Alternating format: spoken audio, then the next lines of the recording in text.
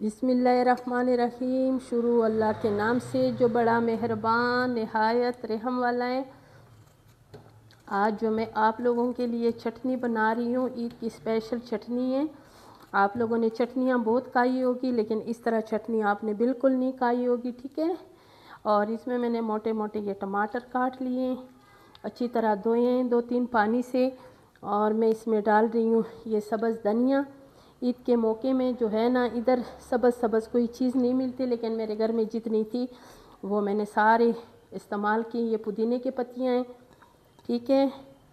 और ये इतनी मज़ेदार चटनी बनती है ना, ये चटनी अगर आप एक मर्तबा जो आप सीखे बनाएंगे उसके साथ खाएंगे इंशाल्लाह तो बार बार ये खाएंगे, ठीक है। पुदीना, हरी मिर्चें और फिर उसके बाद टमाटर, और ये मैं डाल रही हूँ हस्बे ज़ायक़ा नमक, और ये मैं इसमें डाल रही हूँ बिस्मिल्लाहिर्रहमानिर्रहीम इमली का पल।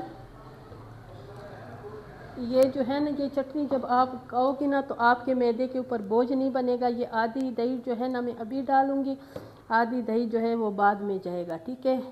अभी इसको अच्छी तरह मैंने करना है ग्राइंड।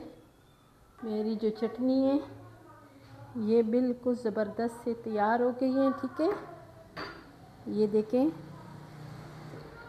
माशाल्लाह, ये देखें इतनी ज़बरदस्त चटनी बनी है ना। अब जो मेरे पास दही बची थी वो दही इसमें पहले डालूँगी जग में, ताकि जग में जितनी भी चटनी है वो ज़ाया बिल्कुल ना हो, वो इसमें भी शामिल कर दूँगी, ठीक है। ये देखें, और ये इतनी मज़ेदार चटनी है ना। अभी हमने तीखे बनाने हैं ना, और उनके साथ ये हम खाएंगे, और इसके ऊपर ये जब खाएंगे ना तो बिल्कुल जो आप गोश्त खाएंगे उसमें दिल में बोझ नहीं आएगा, ठीक है। और आपका मैदा जो है वो फ्रेश रहेगा, और आपको बहुत सारा गोश्त खाने का दिल करेगा, ठीक है। अभी हम इसको चेक करेंगे।